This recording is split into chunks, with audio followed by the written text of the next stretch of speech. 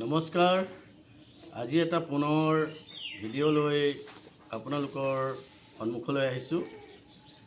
আজি ভিডিঅ'টো হৈছে আপোনালোকে পোহা ছাগলীখিনি ইমান যত্ন কৰাৰ পিছতো চেহেৰা পাতি নহয় কিয়, তাৰ কাৰণটো হৈছে, তাৰ ওপৰত মই ভিডিঅ'টো বনাইছোঁ। তাৰ কাৰণটো হৈছে চিকৰা। আপোনালোকে জানে চিকৰা এনেকুৱা এটা বস্তু, সিহঁতে যিমানেই নাখাওক, সিহঁতে খোৱা যিখিনি খাদ্য খাই সিহঁতৰ তেজ বনে, সেই তেজখিনি সিহঁতে খাই সিহঁতৰ বডিটো গ্ৰোথ হোৱাত বহুত বাধা প্ৰদান কৰে।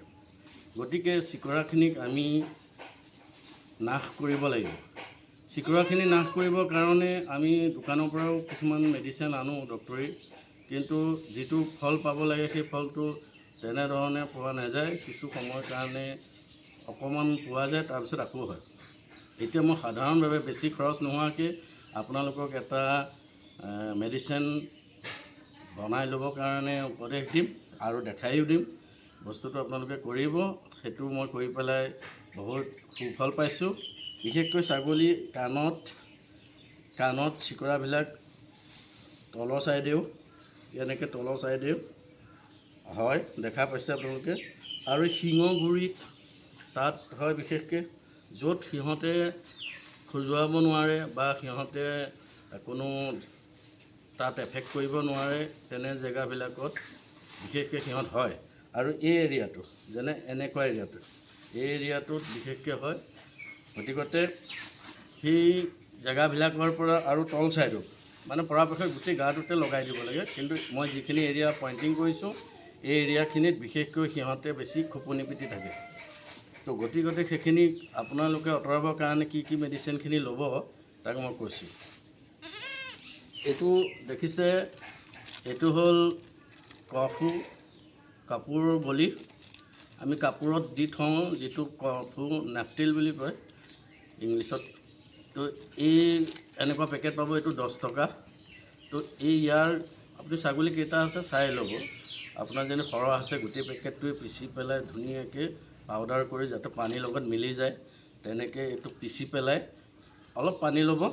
ধৰক 1 লিটাৰমান পানী ল'লে, আপোনাৰ যেনে সৰহ ছাগলী আছে, কম আছে যদি আপুনি আধা লিটাৰমান ল'ব, যাতে এই বস্তুখিনি মিলি যায়। তাৰপিছত আপুনি এইটো এটা টাইছিল এইটো উই মৰাৰ কাৰণে ব্যৱহাৰ কৰে, কিন্তু ইয়াৰ পৰিমাণটো কমাই দিব। যিকণ দুটোপমান দিলে পানীটো যাতে অকণমান বগা হৈ যায়। তো তেনেকৈ 2 টোপ বা 3 টোপ দি পেলাই এইটো পানীখিনিৰ লগত মিলাব। তাৰপিছত এইটো টাৰ্পিন তেল, এইটো আপুনি দোকানত পাব, ফাৰ্মাচীত। বেছি দাম নলয়, এইবিলাক কম দামতে। এই টাৰ্পিন তেলটো ল'ব। ইয়াৰো 1 কাপমান বা পানীৰ পৰিমাণটো চাই, 1 লিটাৰ পানী হ'লে 1 কাপ 1.5 কাপ ঢালি দিব। ঢালি দি ধুনীয়াকৈ মিলাই ল'ব। তাৰপিছত সৰু কাপোৰৰ টুকুৰা এটা ল'ব। টুকুৰাটো লৈ পেলাই তিয়াই ল'ব। তিয়াই লৈ পেলাই অকণমান চেপিব, যাতে সিহঁতৰ মুখলৈ বা চকুলৈ নাযায় ঔষধটো।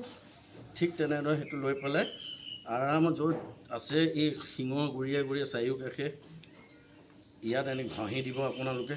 কাণত লৈ উল্টা চিধা ঘঁহি পেলাই যাতে চামৰাটোত লাগি যায়, তেনেধৰণে এইখিনি কৰিব। য'ত চিকৰা আছে গোটেই গাটোত, আৰু বিশেষকৈ আকৌ এই এৰিয়াটোত আপুনি এনেধৰণে ঘঁহি লগাই দিব।